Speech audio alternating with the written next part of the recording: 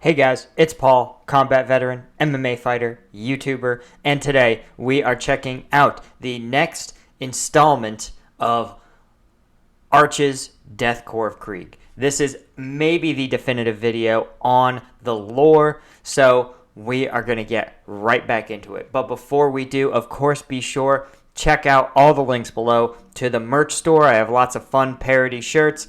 I have, of course, a second channel dedicated to other video games like Team Fortress 2, and, of course, my Twitch stream, Instagram, and the MMA podcast I run with my brother. All right, now that we've done all that, let's get into it. The regiments may train in bayonet combat. The Corps also does this, with unsheathed and fully sharpened bayonets. Other regiments may train men to stay down by firing a machine gun over their heads as they crawl along a trench. The Corps does this as well. It simply dispenses with the pretense and orders the MG crew to try their damnedest to hit anyone stupid enough to be spotted. The devil, as they say, is in the details. Okay, this is one of the things that bothers me, is the difference between a trial and selection, right? Or a training and selection. Okay, if you want to select from a larger cadre, a elite group or a group with a certain specific set of skills, right, then you will test those skills and you will select the ones that pass. And this may be what the Death Korps is doing. But given the massive personnel requirements they are expected to fill, right, and the fact that you are also training your regiments, right? You can't create these environments where they're super, super high risk. It's like taking neophyte, like wannabe MMA fighters and throwing them in the UFC and being like, well, we're going to find out who's good. And it's like, none of them are good because they're untrained, right? One of these untrained fighters may be the next Anderson Silva. But without training, they'll never attain that level of skill. So by putting them in the cage and allowing them to get hurt, all you're going to do is discourage them at best or injure them to the point where they cannot physically be a martial artist, right? Because they're so untrained. This is the version of that, right? You have to train troops. Yes, you should absolutely acclimate them. Oh my God, acclimate them to risk. Yes, acclimate them to real danger, right? But you don't have to make it a lethal level of danger. This is what the military calls stress inoculation, right?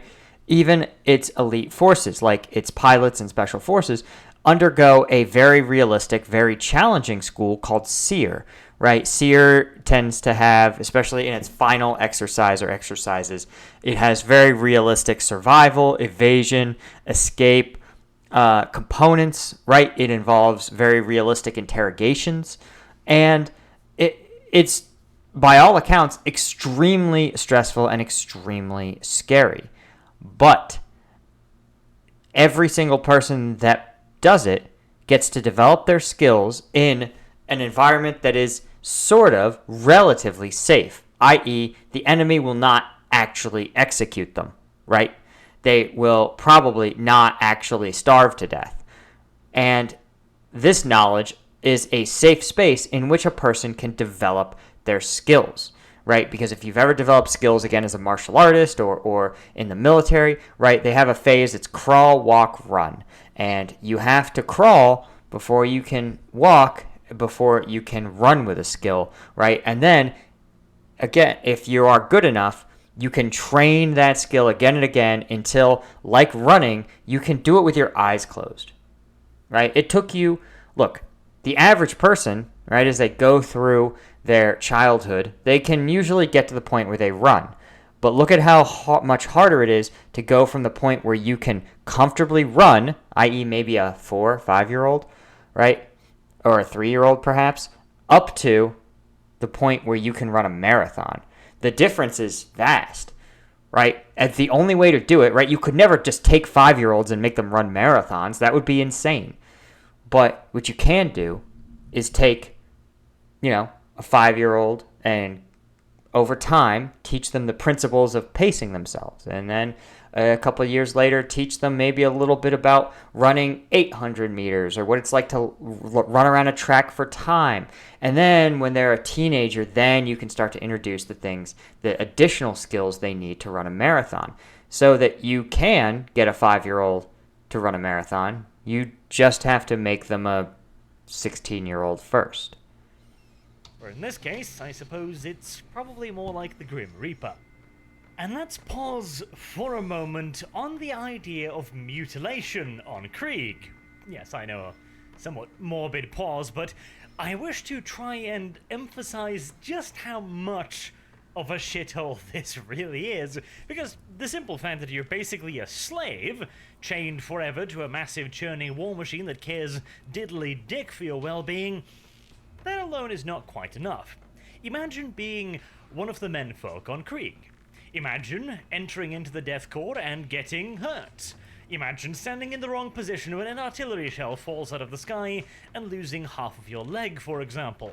In our modern society, there is a vast network of support organizations specifically designed to try and allow you to continue living your life with as little inconvenience as possible considering your injury. On Krieg, not only does that not exist, but think about this. If the entirety of society has been raised on the idea that sacrifice is everything, indeed, the only value your life has is the amount of sacrifice you are capable of personally making in the name of the Imperium, how do you think they might treat somebody who, technically speaking, failed to make the maximum sacrifice by becoming a member of the Death Korps of Krieg and dying for the Emperor? And not only that, he gets sent back into the rest of society as a cripple. He is going to require special resources. He is going to require medical time. He is going to require certain aids, crutches, wheelchairs, these kinds of things. And which is funny because the Imperium routinely replaces parts on, say, its commissars. He is probably going to be less effective at producing stuff in the factories than a hale and hearty man. Obviously enough. How do you think such a society might treat someone like that? I'd reckon not particularly fucking good. If you're gonna get into an accident while training for the Death Korps, it better be a fatal one. Because the old saying holds true, especially on Krieg. No matter how shit your training is, no matter how arse your life has been up until this point, it can always get worse. But hope isn't entirely... I mean, again, this is like... I'm curious to know where the line is, right? For example, you sprain your knee. We know, human beings, you give them a week and they're back in action. It would be an utter waste to be like, all right, we've trained this person for, let's say, 9 months of the 12 months of a Kriegsman's infantry training, and then they sprain their knee and they literally need to put it on ice for 7 days, and then they'll be back with their unit. The idea that that is seen as a waste is preposterous, right? And maybe this isn't the case, right? Maybe the Krieg regiment has a really bright line between permanent injury that are not seen as worth it to be treated and, of course, treatable injuries that could result in a return to the battlefield.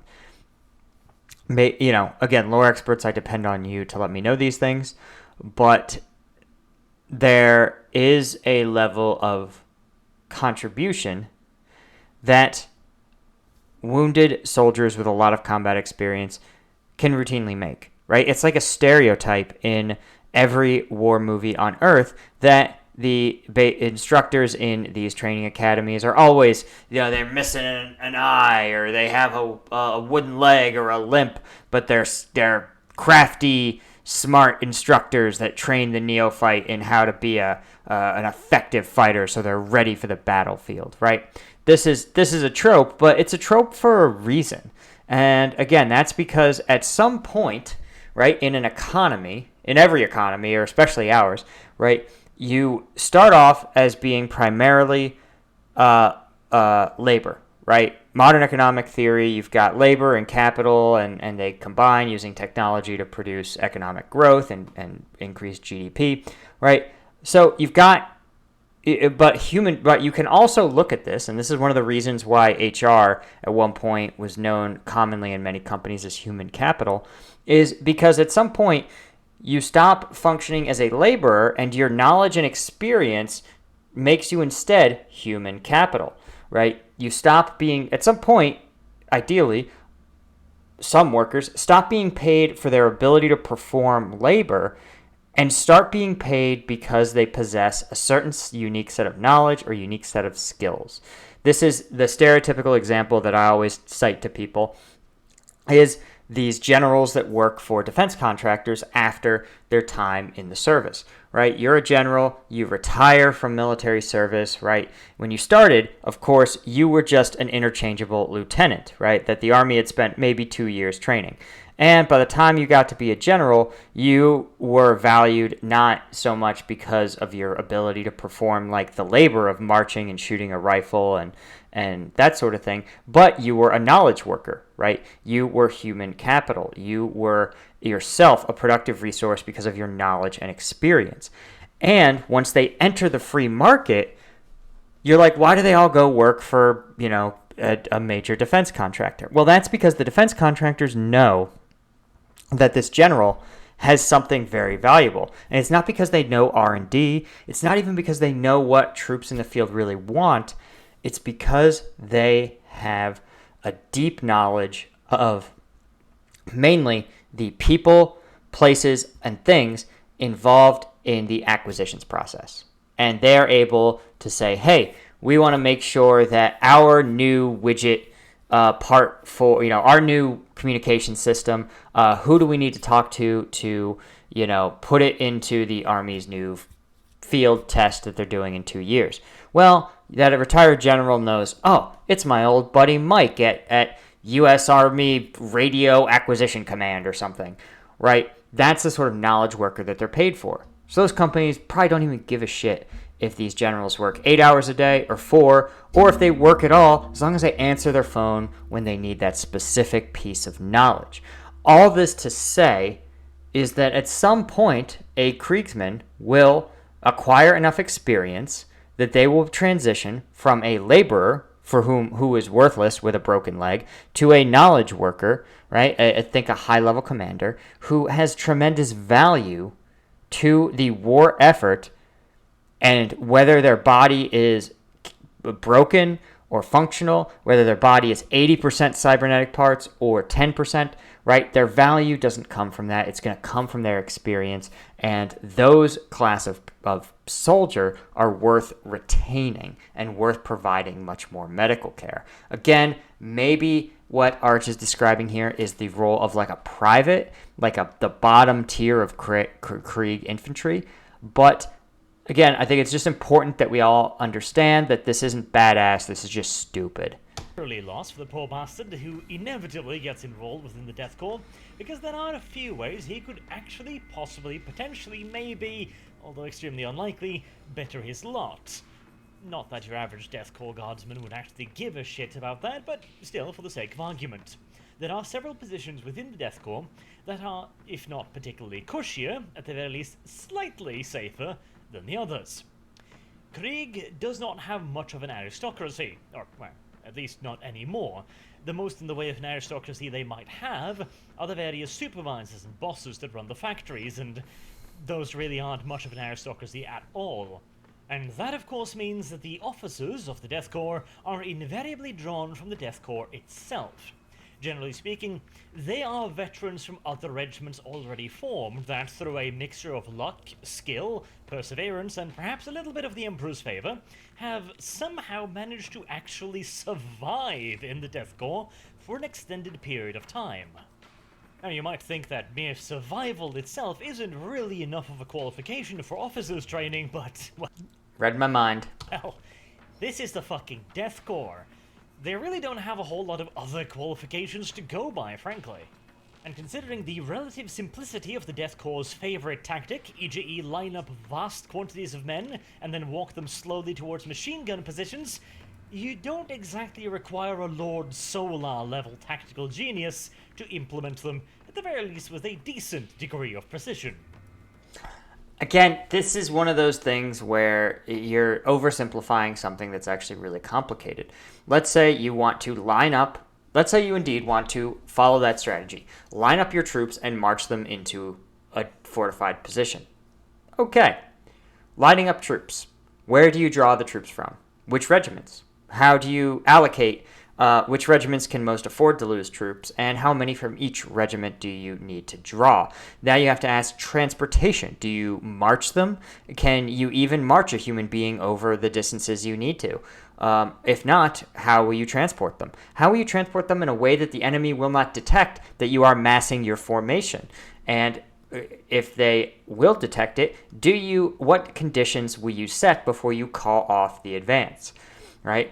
Of course, you will need to pre-allocate additional facilities. Those include things like food, water, restrooms, and, I hate to say it, if not medical care, then at the very least, maintenance for your las guns.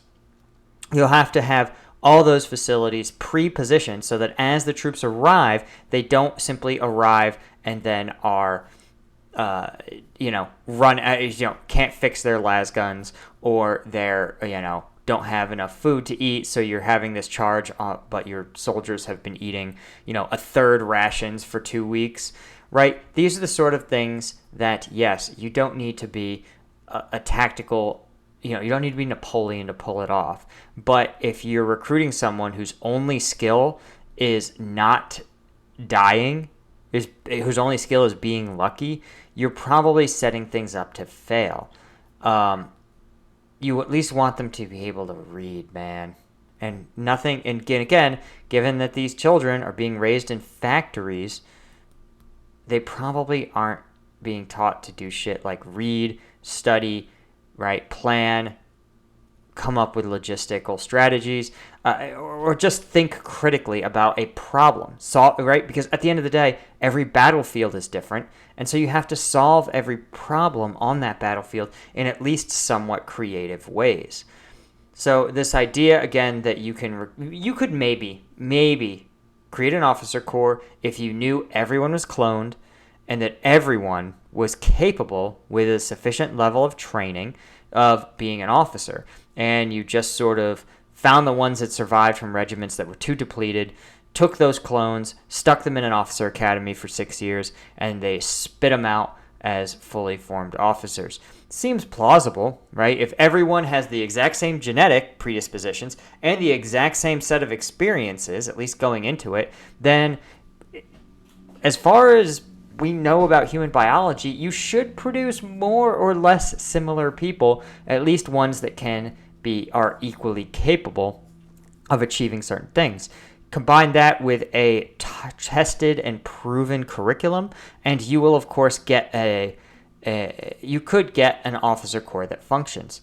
That said, the risk you run, of course, is that when you have everyone thinking the same, and our modern military does an absolutely terrible job of this, when everyone thinks the same, when everyone has the exact same experiences, or very, very, very similar experiences, you produce an officer corps that sees all problems in the exact same way, right? Because they only can conceive of things in their very rigid career trajectories. And when you do that, what you produce is this groupthink that lacks creativity, lacks the ability to see a situation outside of these very rigid parameters.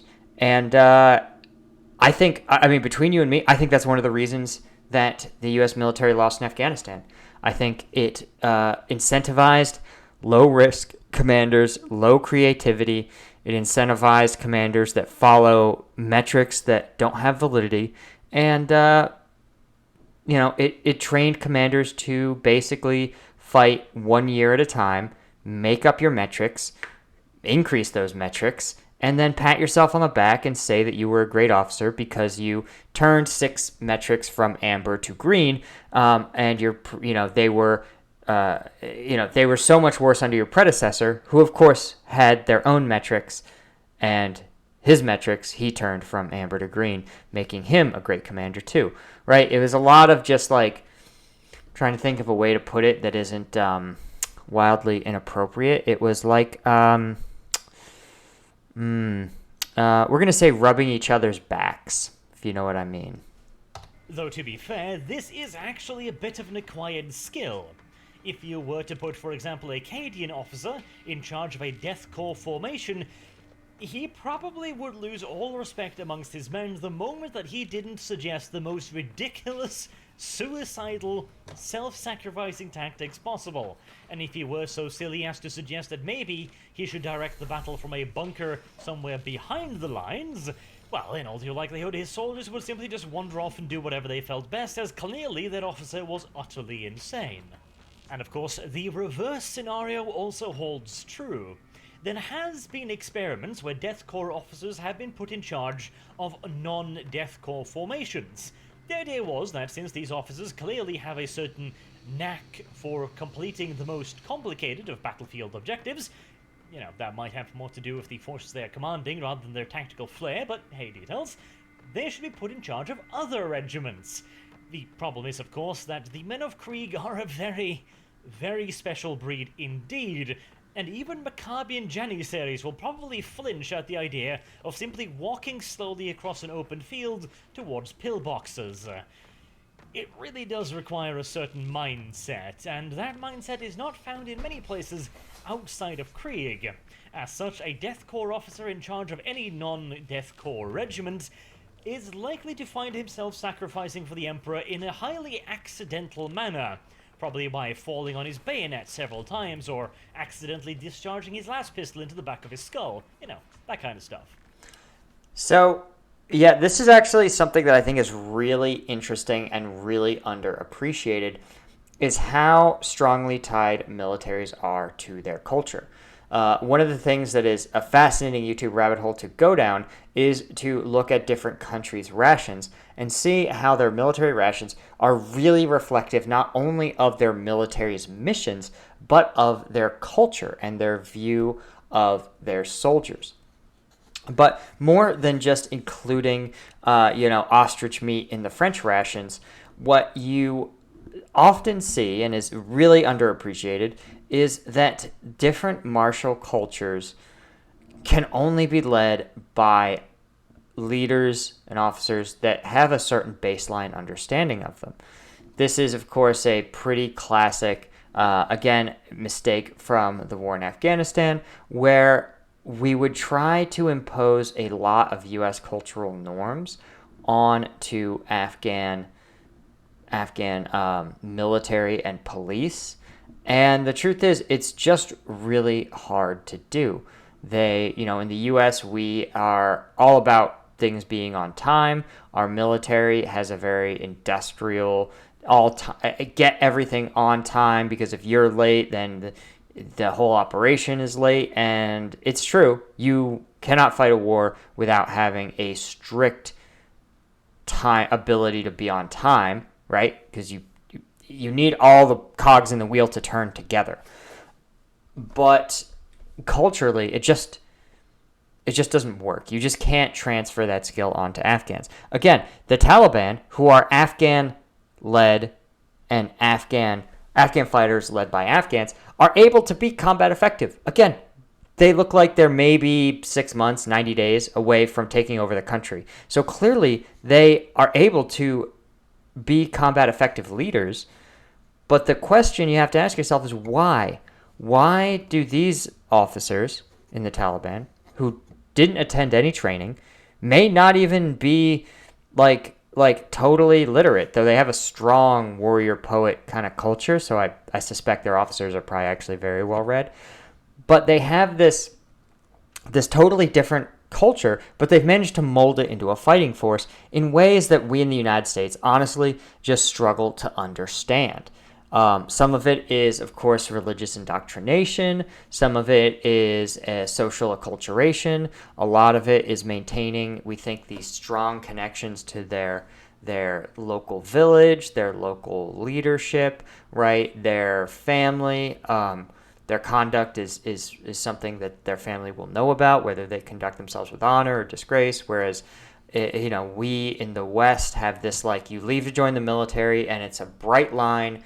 Like, you can't go back to your mom and dad, like leaving mommy and daddy and asking them for help is like comical, right? It's a joke. It's a sign of immaturity. So yeah, there's so many cultural gaps that you have to be able to overcome to lead troops of a different culture. And it's almost impossible to do, honestly.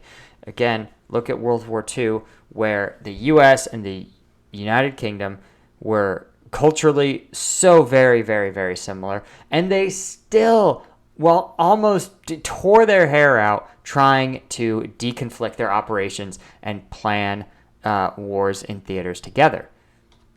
But even then, despite the fact that Death Korps officers tend to have basically as Spartan, if not even more so, of a lifestyle than the average Krieg guardsman, because after all, he needs to set an example, at the very least he has slightly higher odds of living than the rest of the guardsmen, since even the most self-sacrificing Krieg officer understands that he is far more useful in directing his men rather than wandering out in front of them and getting shot first. Now, granted, they still do prefer directing their men from a couple dozen meters behind the front line, rather than 3.5 kilometers, so, Yeah, that is actually good leadership. Understanding that there's a balance. You shouldn't ask your soldiers to do something you aren't willing to do yourself. But you got to realize that you have to position yourself in the place where you are best able to command and control the battlefield. And yeah, I think for a lot of officers, the answer probably is a few dozen meters or behind the front line, maybe 300 meters at most. Safe is a relative term, yes, but it is safer. And as an officer, you get access to some of the perks of being an officer in Death Korps of Krieg. These perks are, you get your personal little posse of a command squad, you have a dude to carry your Vox for you, you get a fancy-ass helmet with a golden bird on it, and you get a kick-ass greatcoat. If that isn't a step up, I just don't know what is. Okay, just want to point something out, that officers, that used to be a thing, right, where you would have officers with these very elaborate officer uniforms. But if you want to be an officer close to the front lines, you have to look exactly like every other Kriegsman. And that's because if you're within small arms range, then you, with your giant golden-ass helmet, are at tremendous risk of being picked off. And again, there is no shame in dying for the Emperor, but it is preferred to make a lot of enemy die for the Emperor first. And getting shot from 600 meters away by some orc with a big shooter probably isn't a great strategy, right? So the giant shiny bird is not what you want to have, right? You want to have a regular-ass Krieg helmet. You want to have a command vehicle with just a slightly different designation as a command vehicle, so that only people within the regiment that have the knowledge are going to try to take you out. Or are going to realize, not try to take you out, but are going to know that when you show up, you're an officer. Oh, there's the command vehicle. But, of course, there is a teeny-weensy tiny little problem, namely that to actually become a Death Korps officer, you will have to survive the Death Korps for a very, very long time before that point, which, well, let's face it, that could be rather complicated. But there are several other specializations within the Death Korps that might possibly give you a halfway decent chance of not getting brutally maimed and murdered, at the very least in your first engagements. One of these would be the Death Korps' Grenadiers.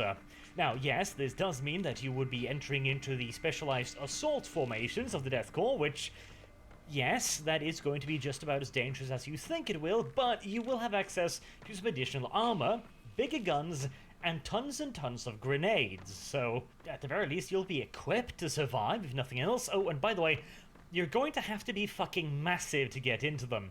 The Death Korps Grenadiers are kind of inspired by the Potsdam Giants, which is a formation from our own military history, where a particularly faggoty little Prussian prince decided that Wow. Okay, bro.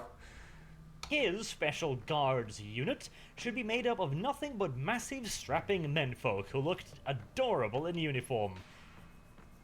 Because why not? In the case of the Death Korps Grenadiers, however, they are not selected purely to be the fetish objects of some tiny little Prussian. Instead, they are selected for their size, their experience, and their aggressive spirit to form an elite formation of shock troopers. Okay, I can't speak specifically to who this particular Prussian prince was, but I will tell you Napoleonic era Prussia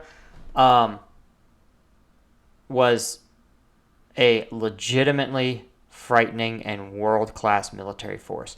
Under Frederick the Great, they instituted a lot of military reforms, and he arguably started the first military state.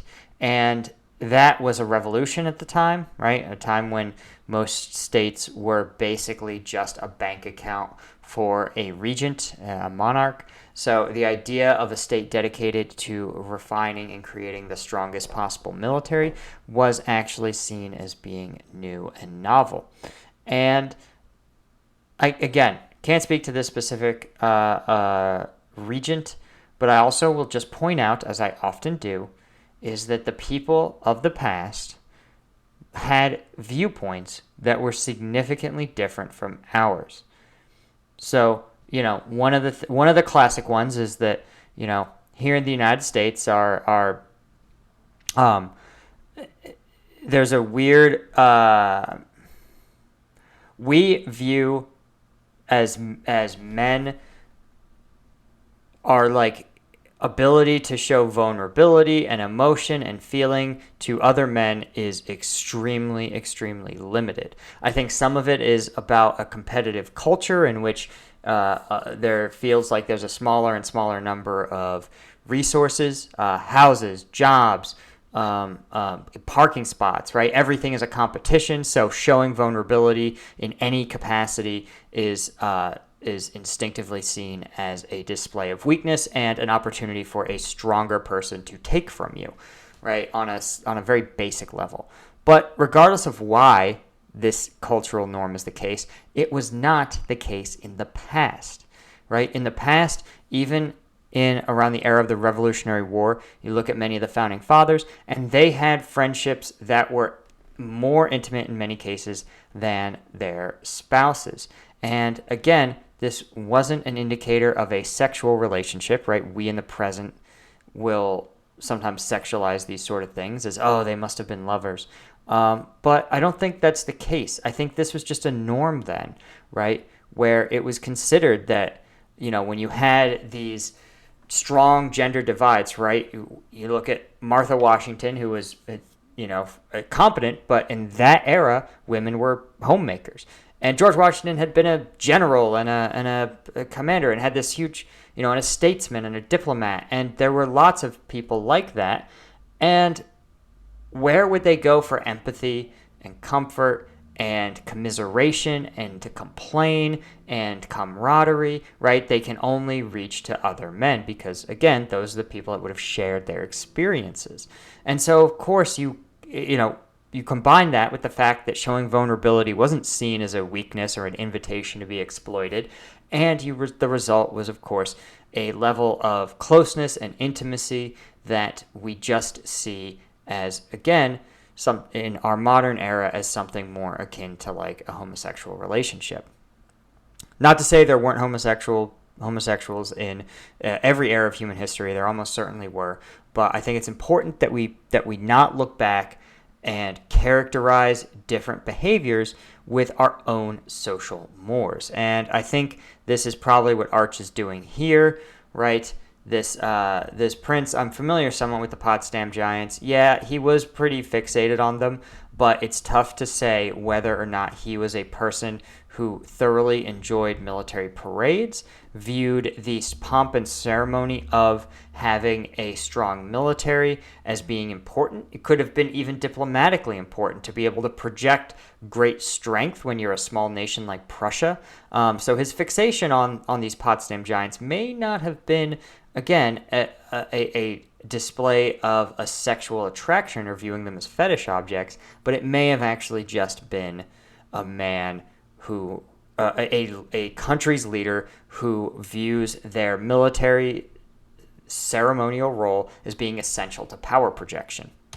They are expected to be able to go toe-to-toe with anything the 41st millennium can throw at them. And considering the sheer amount and hideousness of shit that 40k can throw at your average guardsman, they could probably use the advantage of being above average build. But of course, merely just being a... Okay, I'm going to point out one other biological fact.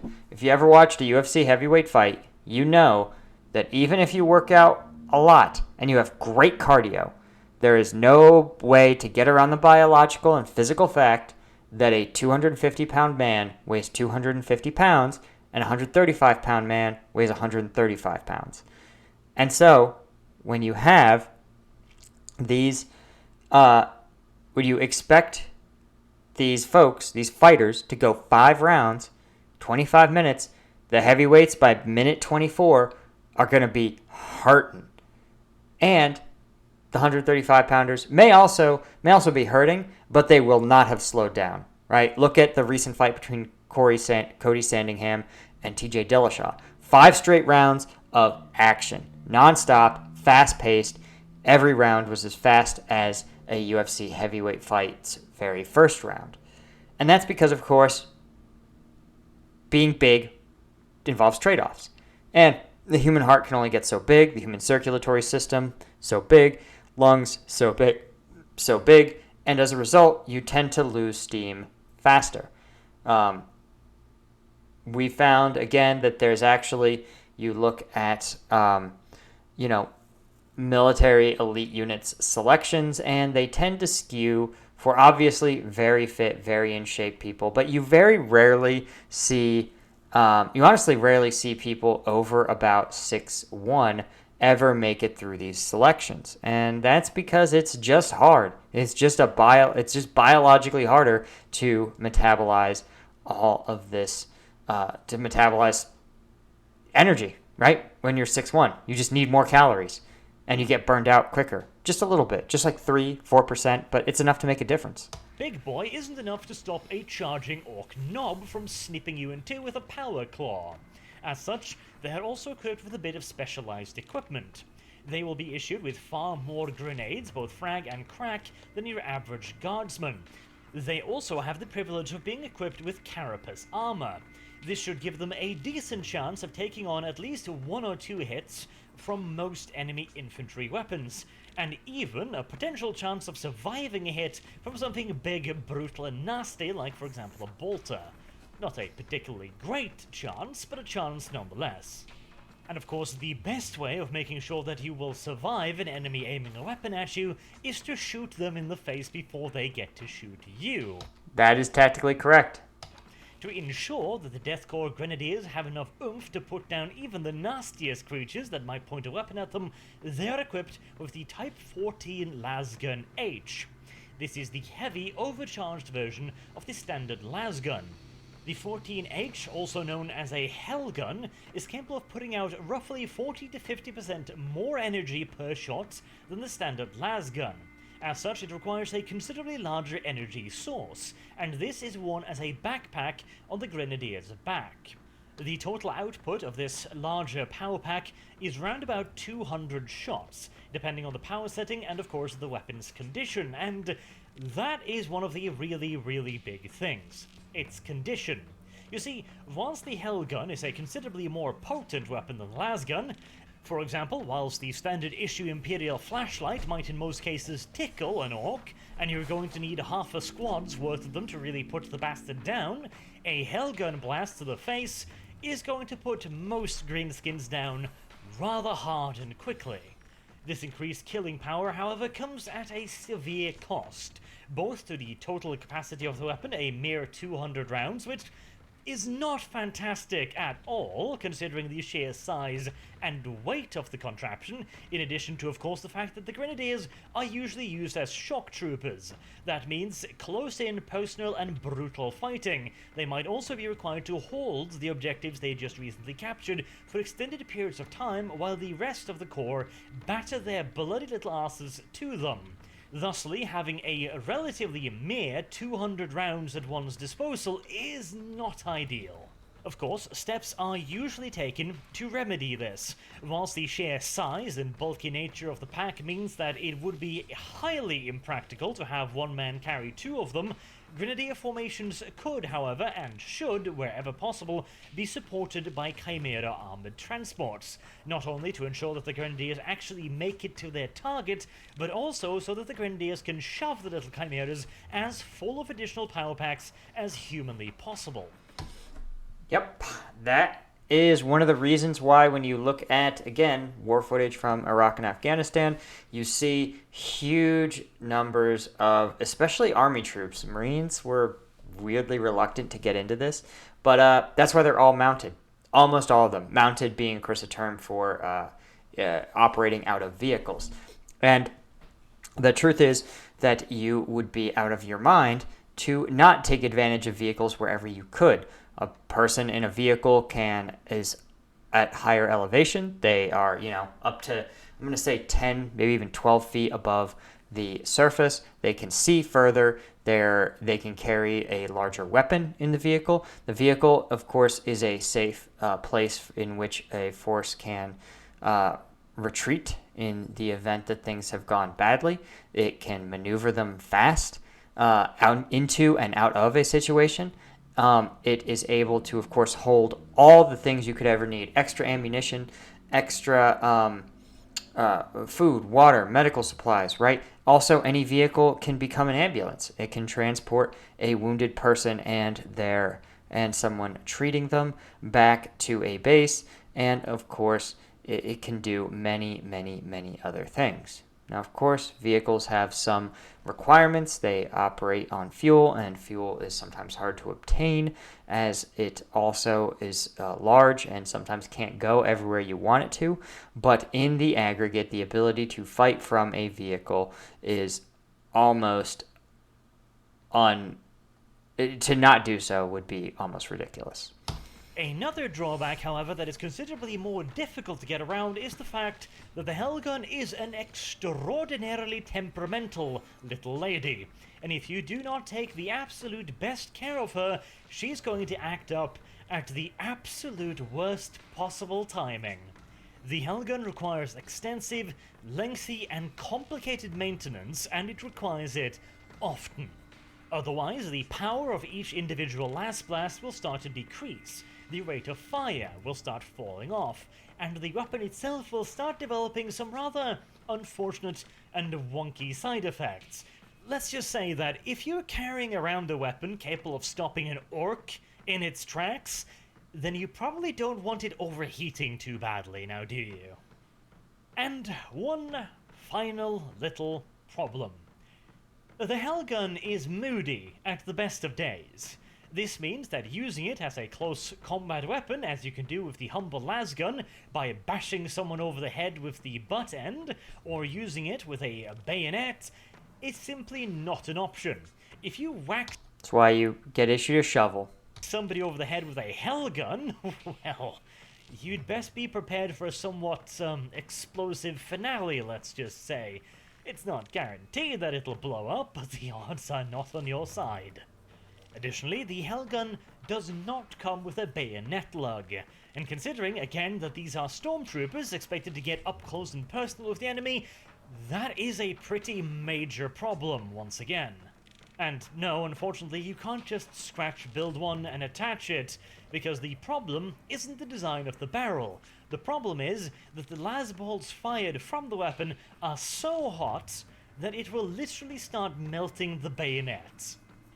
The Helgun, the poor thing, has a lot of drawbacks, but the men of Krieg follow regulations, and regulation says that Grenadiers are supposed to carry Helguns. At least it is some small comfort that Grenadier formations also use a high percentage of specialized weapons. Flamers, shotguns, plasma guns, melter guns, that kind of stuff. Although, I'm not entirely sure whether I would prefer to carry a Helgun or a plasma gun, since That's a good point. both of the weapons have an uncomfortably high percentage chance of murdering their users. It is a very, very small wonder indeed that casualty rates amongst the Grenadiers are particularly high, even amongst the Death Korps of Krieg. This is also the reason why they're given the special cool-looking helmets with the skull-faced mask on them, because the men wearing these helmets are as good as dead. All right, solid. This is the Death Korps we know and love. Just as likely to get blown up by a weapon as you are to blow up the enemy. On average, 8 out of every 10 Grenadiers will end up in a very small box if he's lucky, or smeared across the landscape as so much pizza topping if he isn't. Yeah, okay, 8 out of 10 over what? Like a campaign, a battle? You gotta also think, you've gotta only kill them at the rate you can train them. And if you have to recruit very tall Kriegsmen and then train them on these very complicated weapons and then train them on your unique tactics, you've got to be able to input them as much as you can output them.